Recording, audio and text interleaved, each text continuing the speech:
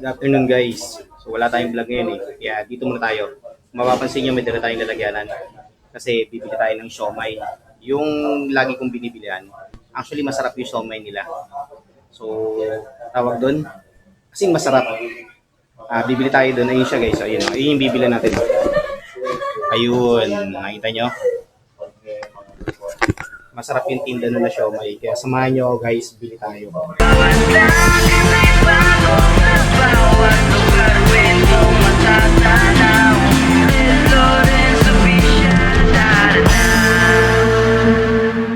Dito yun guys, so ayan o.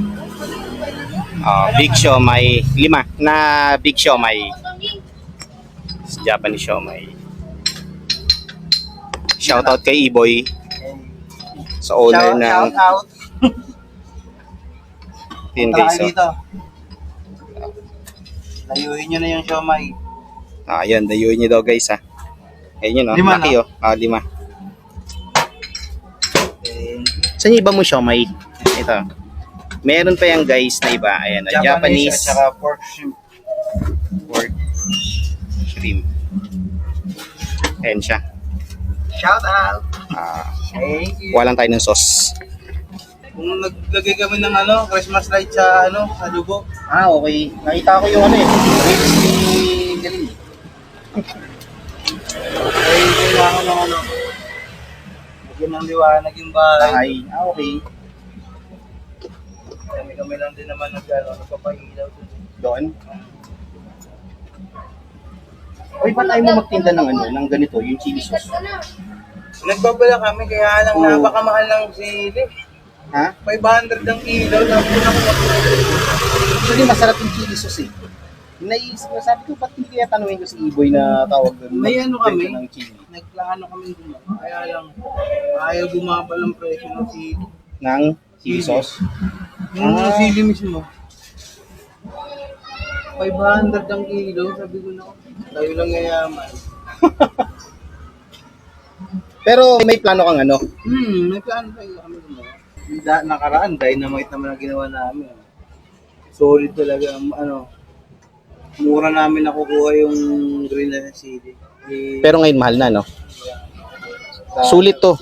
Sarap pa naman, no? Sana magtinda kayo, boy. Sana, looking forward ako dyan. Bibili ako dyan, promise. Game. Oo. Tapos, nakita ko to last time, aga mo nagsara, naubos. Oo nga.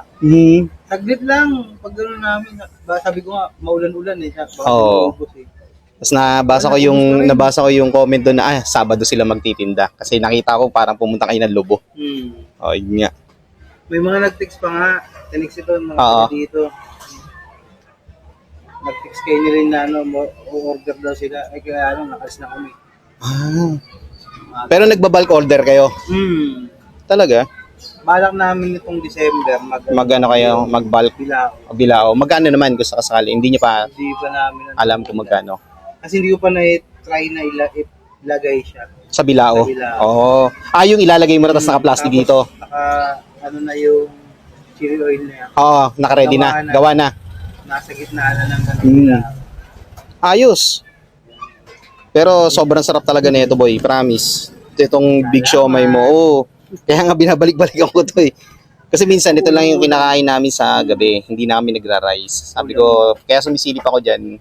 Minsan kasi late na ako nagising, 8:08. Tapos sabi ko, video ako kay Lagi Boy. Minsan ubus na.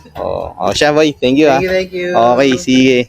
So guys, eto yun Ang sarap na siomay ito.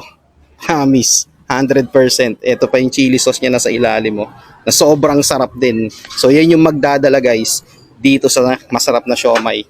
Tara, kain tayo. Okay guys, nandito na tayo sa bahay. Again, ito yung binili nating siomay na napakasarap. Shoutout to Iboy and Nilaine. Ayan, sila yung owners ng Gremac Big Siomay. So ilalagay ko rito guys sa video na to. Dito sa corner dito, alinman dito sa kaliwa or sa kanan. Yung page nila sa Facebook. Follow nyo guys. Kung malapit kayo rito sa Pembo. Dito lang yan guys sa Las Marias Street. So ilalagay ko rito yung page nila. Follow nyo. Upo muna tayo. Pumunta tayo guys. So ayun, gaya nga na sinabi ko, wala tayong vlog today. Bumili lang tayo ng siomay. Ayan Big siomay guys na sobrang laki. Tapos napakasarap na chili sauce. Ayun. Ilalagay ko yung page nila rito. Dito. Ayan. Papalo guys. And then, kapag malapit kayo rito, ayun, inulit-ulit. Malapit kayo rito sa Pembo. Las Maria Street lang yan. So, bili kayo. Tapos, doon nyo check kung masarap o hindi ba. Pero ako guys, 100% sobrang sarap ng siomay nila.